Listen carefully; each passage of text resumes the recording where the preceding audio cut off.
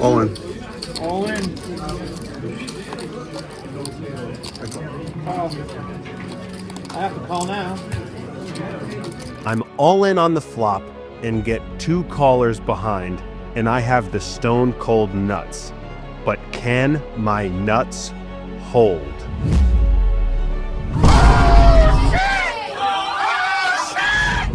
I'm Kyle. Come join me as I dive into the ups and downs, the wins, the losses, and everything in between. From poker tips and strategies to behind-the-scenes looks at my life, there's a lot to explore. So hit that subscribe button, like the video, and ring the bell for notifications. Let's stack those chips together and enjoy the ride. This is K-Boule Poker.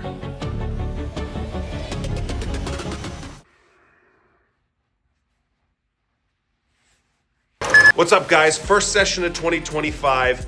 Alarm didn't go off. Woke up late. Got kids off to school late. Really not starting out spectacular. However, we're feeling good. The cards are going to be in our favor. Now we just got to look the part.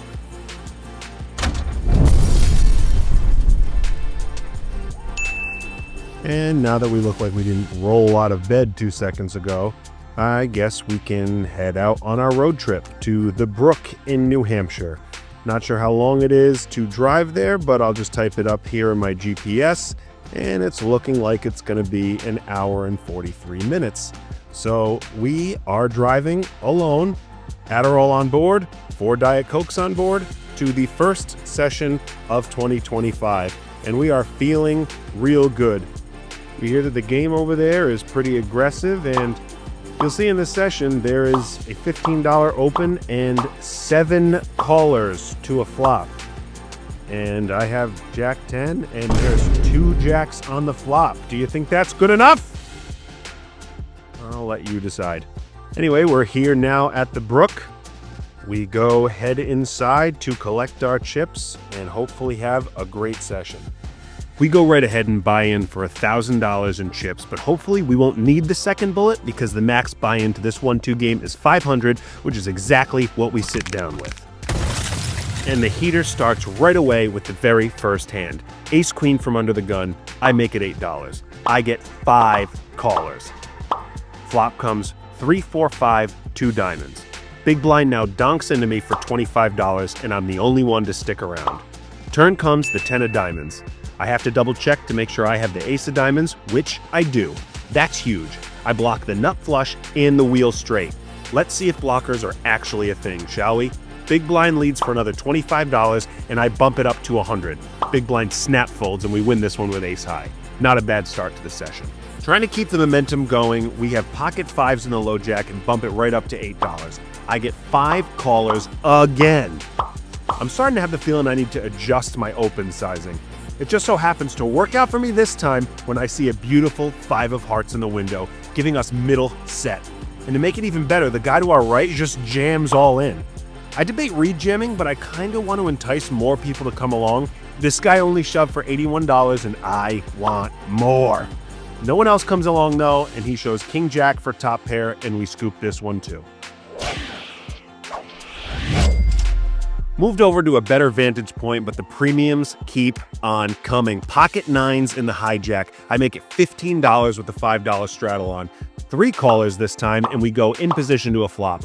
What are the odds I can hit another set on the flop in the first 20 minutes at the table? Approximately 3,720 to 1. Never tell me the odds. Board comes out 9, 7, 2, 2 clubs. We flop, top, set, and the current nuts.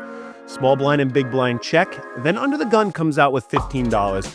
I debate raising to put more money in the middle now and for some hand protection against straights and flushes that could make it on the turn, but in the moment I just call. My mistake doesn't matter much anymore when the small blind then check raises to $55 and the big blind calls. What does the small blind have? 2 pair, a lesser set, another flush draw? I hope they're both chasing flushes because that would mean that they have each other's outs and my set may very well hold. Either way, I'm going to get the money in good now. I jam all in. The small blind tanks for a little while and then calls, and the big blind says, I have to call now. He's getting good pot odds now to call.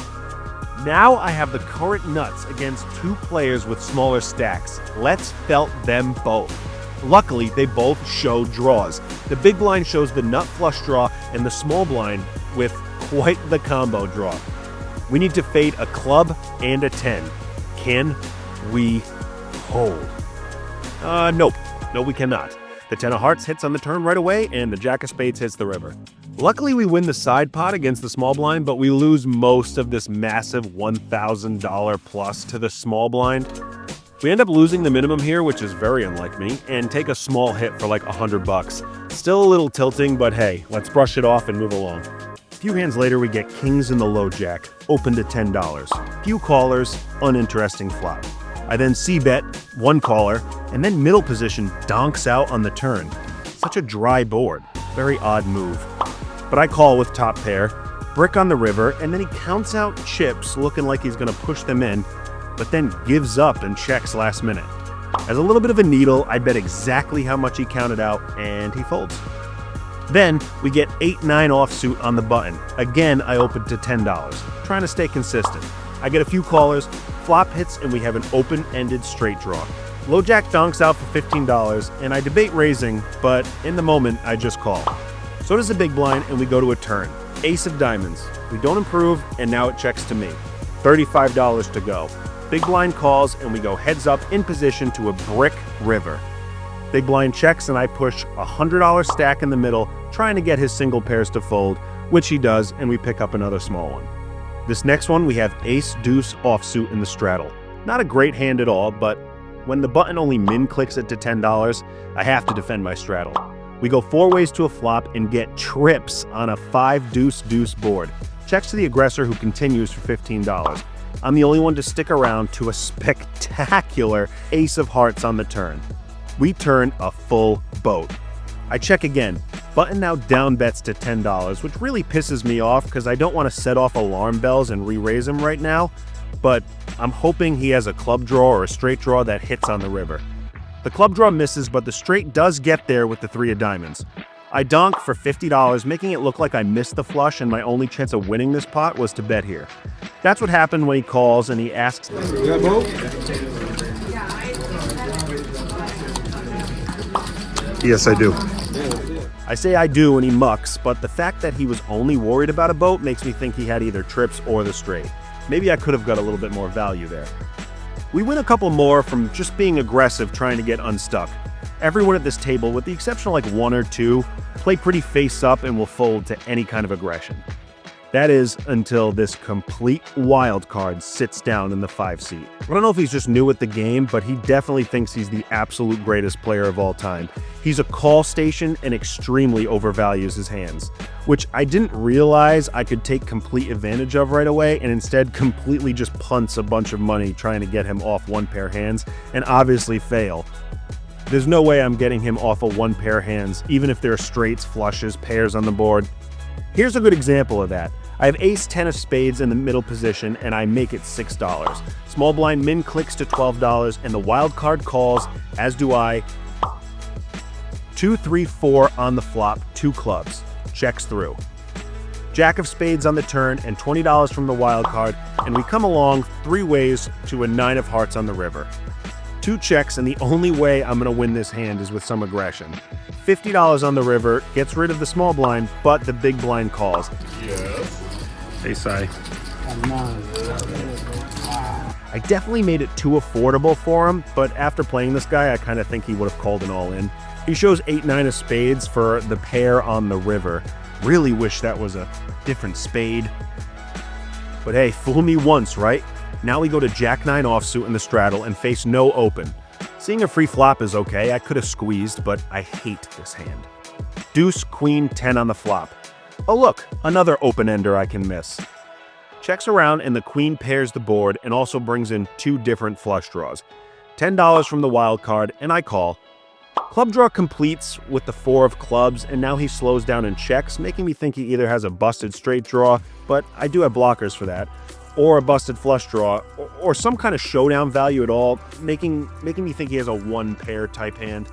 I bet 25. 25?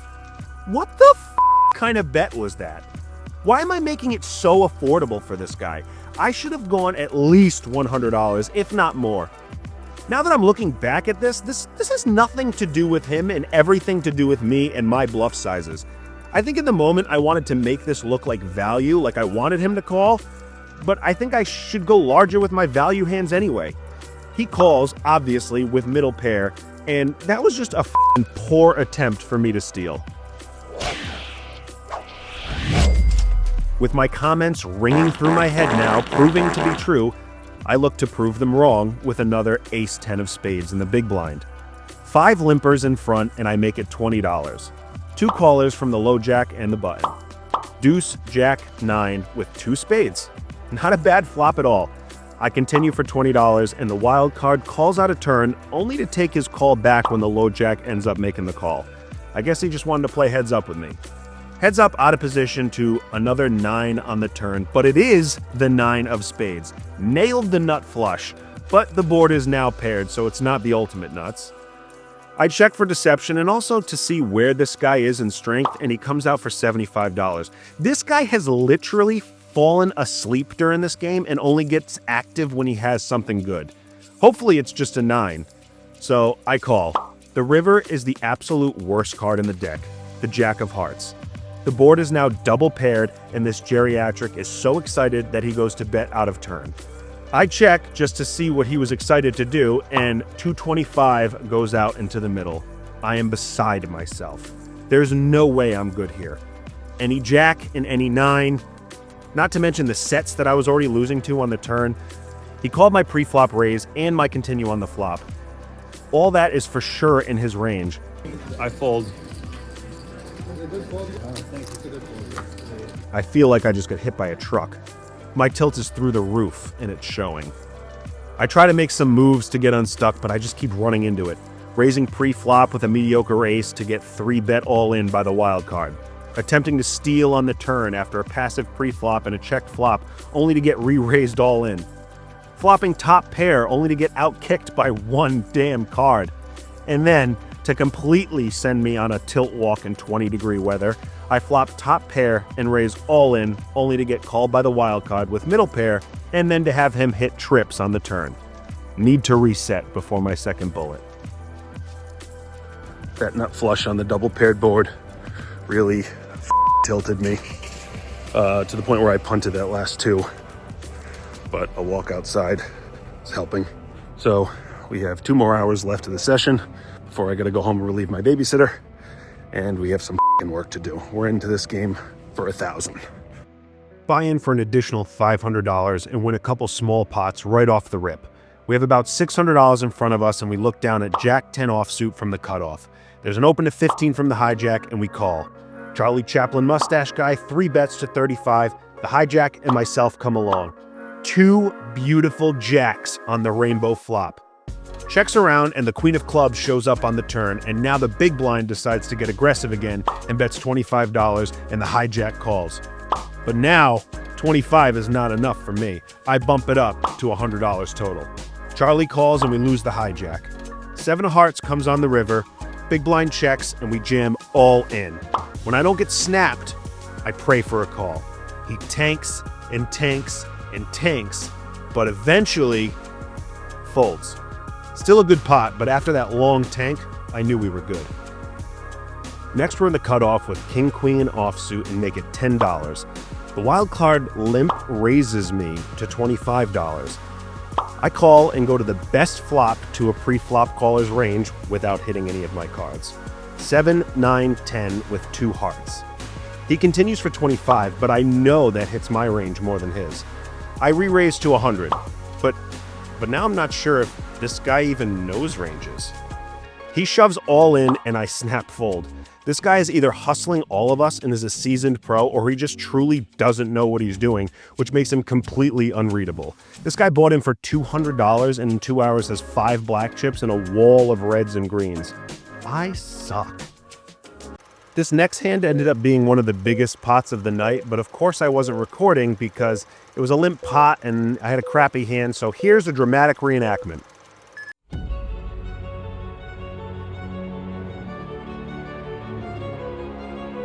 I'll call the straddle.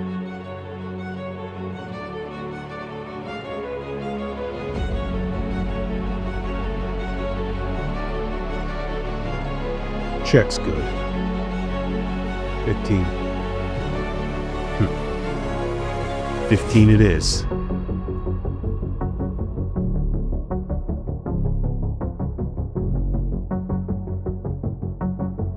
Check's good.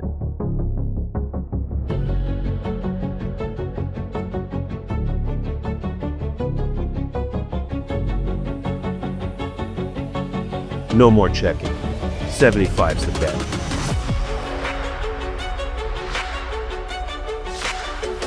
Oh yeah.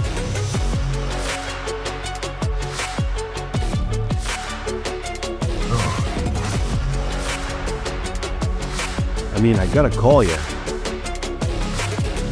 I have the 5. Are we chopping? Nuts. Oh my God. Brutal. You are the best player I've ever played against. You are hands down the greatest poker player that I have ever played against. Nice hand, sir. Take my money. You deserve it. I don't know what everybody in your YouTube comments are talking about. You, sir, are one of the elite. And that's exactly how that happened. Now we're only stuck like $20 or something like that, and we have about an hour and a half left to really make a profit. Hopefully we can do that with my favorite pocket pair. 4's in middle position and an open to $15 from under the gun +1, and I call and so does the button. But then small blind 3 bets to $55. The initial raiser calls. This is already a great pot, and I feel a set coming on, so I call, and then the button shoves for only another $24 more on top of the 55. Small blind calls, initial raiser calls, and my pot odds are crazy, so I call, and I am so feeling a 4 on the flop. 4 ways to a 4 on the flop? No, not at all. Quite the opposite, actually. Ace, Queen, 10. Initial raiser then shoves all in with 3 to act behind, so I snap fold. And this guy just nailed it. Ends up getting called by top 2 when he flopped Broadway. Crazy hand. And now it's already past the time I said I'd leave, and my car is just sitting in the parking lot waiting for me to get in it. Just looking for a good hand to go in on a pot with and call it a night. And Jack 10 of clubs is as good as any. There's an open at $15 from under the gun, and everybody calls. It's like a bomb pot. It's the first family pot I've seen today, and maybe the first family pot I've seen at a casino. This would be an incredible flop to nail, which I think we do. With Jack 7, 2 hearts, we flop trips with a decent kicker. Middle position then comes out with a $45 bet with like 76 people to act behind. That's pretty strong, but let's see if that's a flush you're chasing. I make it 150. The button then shoves behind me, and now middle position's in the tank. One of these guys have a jack, and one of them has the nut flush draw. For sure, I know that. I just hope I have the jack out kicked. Middle position folds, and I snap call, and the button shows a jack, and I definitely have him out kicked. That is, if he hadn't already boated up. Unbelievable. I can't catch a break. I'm almost even, and I get trips against a flopped full house. A 10 doesn't show up, and I rack up and go relieve my babysitter. Well, the first session of 2025 doesn't end on a high note, unfortunately. We're already starting the year in the hole, already cracking into the bankroll. $590 is what we're down at the end of this session. The Brook's a cool place. They're doing a bunch of renovations to the poker room, though, to add some more slot machines, which kind of suck, but I guess that's how they make their money. But thanks, guys, for sticking around. Please be sure to like, subscribe, hit that bell notification, leave a comment, a nice comment preferably, because I'm really up to my eyeballs with all the nasty comments, but you know, whatever, it helps the algorithm. Follow me on Instagram if you want to see some funny stuff, and if you stick around and watch more of my videos, that's also helpful too. We'll see you on the next one, guys. Thanks a lot.